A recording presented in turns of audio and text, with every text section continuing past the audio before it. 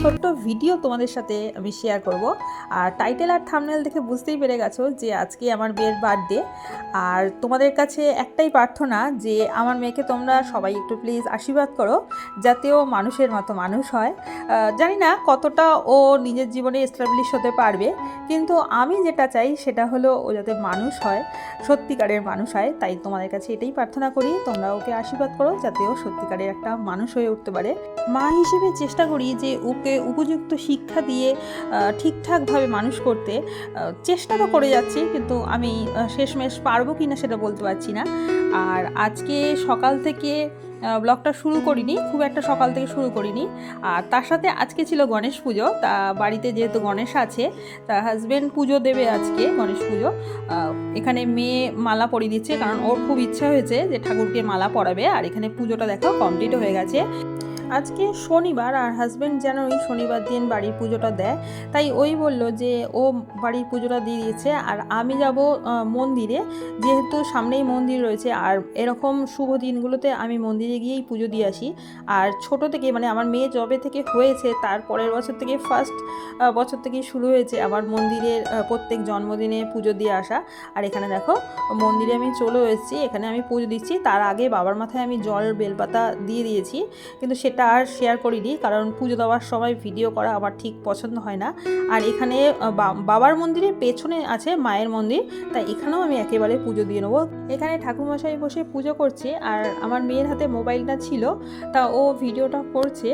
আর তোমাদেরকে সেটাই বলছি যে মায়ের এত অপরূপ সুন্দর দেখতে লাগছে মাকে, যে ভিডিওটা করেছে তোমাদের দেখাতে পারলাম, এটাই আমার ভালো লাগলো। এরপরে ওখান থেকে পুজো দিয়ে এসে মন্দিরেই আমরা একটু আরতি করে নিচ্ছি। আর আমার মেয়ে না ওই ধূপকাঠি মোমবাতি একটু ভয়ই পায়, তাই আমি বললাম যে মন্দিরের ভেতরে গিয়ে ঠাকুরকে আরতি করতে, তা ও একটু ভয় পাচ্ছে। তা আমি মন্দিরের ভেতরে গেছি, আমি মন্দিরের ভেতরে গিয়ে আরতি করছি। আর এরপরে একেবারে চলে যাব বাড়িতে। আর তোমাদের যেটা বলছিলাম যে আজকের ভিডিওটা কিন্তু সেই রকমভাবে আমি তুলতে পারিনি, মানে সারাদিন ধরেই একটু একটু করে ক্লিপ নিয়ে রেখেছি, তা সেটাই জুড়ে জুড়ে দিয়েছি, তা সেটাই দেখো। আর যদি ভালো লেগে থাকে তাহলে প্লিজ একটা লাইক করো, কমেন্ট করো, আর অবশ্য করে একটা সাবস্ক্রাইব করে দিও। অ্যাকচুয়ালি কী বলতো, সারাদিনের আমি একটু সময় পাইনি। সেই সকাল থেকে উঠে ঘরের কাজকর্ম সমস্তটা করে তারপরে মন্দিরে এসে পুজো দেওয়া, তারপরে বাড়িতে একটু রান্না করতে হবে, কারণ মেয়ের যেহেতু বার্থডে, তা ওর পছন্দ মতোই রান্না করব সমস্তটা। আর তার সাথে কী বলতো, মানে প্রত্যেকবারই জন্মদিনে টুকিটাকি কিছু করি। তাই এবারে ইচ্ছা আছে যে ছোট ছোট বাচ্চা কয়েকটা আছে আমাদের পাশাপাশিই থাকে, তা তাদেরকেই বলবো। তা আমার মেয়ের ইচ্ছা অনুসারেই হচ্ছে। প্রত্যেকবারই এরকম হয়, কিছু না কিছু লোক বলা হয়, তা এইবারে বিশেষ কিছু লোক বলবো না, ওই বাচ্চাদের কয়েকজনকেই বলবো।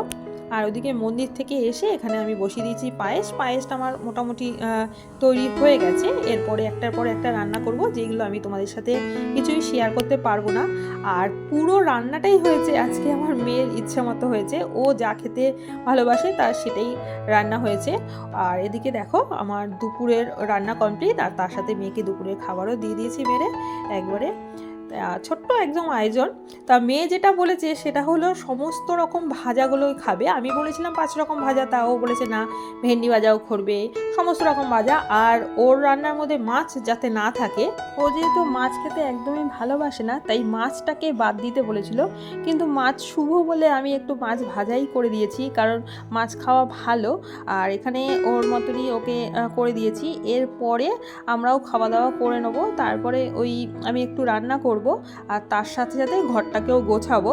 আর একদম সন্ধেবেলায় চলে এসেছি, এখানে দেখো ঘর সাজানো হয়ে গেছে, আর একটু বাদেই বাচ্চাগুলো চলে আসবে।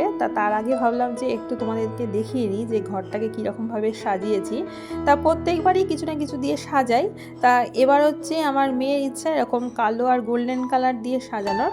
তা এটা অনলাইন থেকে কিনেছে পুরো সেটটা, এই যে হ্যাপি বার্থডে লেখা, বেলুন, মানে যা যা দিয়ে আর কি সাজানো হয়েছে, তা সেইগুলো পুরো অনলাইন থেকে কিনে আনা হয়েছে। সেটা ও আর ওর বাবা মিলেই ঠিক করে করে কিনেছে। আর এখানে দেখো আমার পুরো ঘর সুন্দর করে গুছিয়ে দিয়েছি। ছোট্ট আয়োজন, ছোট ছোট বাচ্চারা আসবে তার জন্য ওই টুকিটাকি করে ঘরটাকে গোছালাম।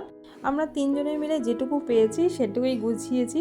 আর আমার রান্নাটা তোমাদের ভিডিও শেষে শেয়ার করব, সেই রকমভাবেও আমি রান্না করিনি, তাই ভিডিও শেষে সেটা শেয়ার করব। আর এখানে দেখো কেকও চলে এসছে, আর হাজব্যান্ড এখানে ওই মোমবাতিটা জ্বালিয়ে দিচ্ছে। আর এখানে এই যে ছোট বাচ্চারা এসছে, আমার মেয়ের বন্ধু বান্ধবরাই এসছে।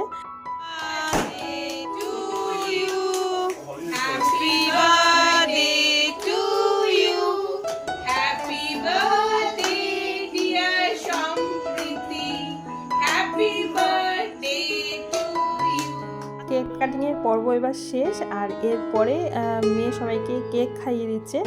আর কি বলতো, আমি এখানে ভিডিওটা করছি বলে আমি সামনে যাইনি।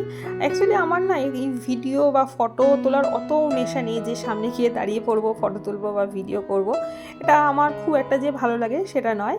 এরপরে আমার মেয়েরা একটু খেলাধুলা করবে, বাচ্চারা যেমন করে খেলাধুলা। আর এখানে দেখো আমার রান্না একদম কমপ্লিট হয়ে গেছে। চিকেন চাপ করেছি, তা আজকে রেসিপিটা আর শেয়ার করলাম না, কোনো একদিন যদি করি তা সেদিনকে রেসিপিটা অবশ্যই শেয়ার করব।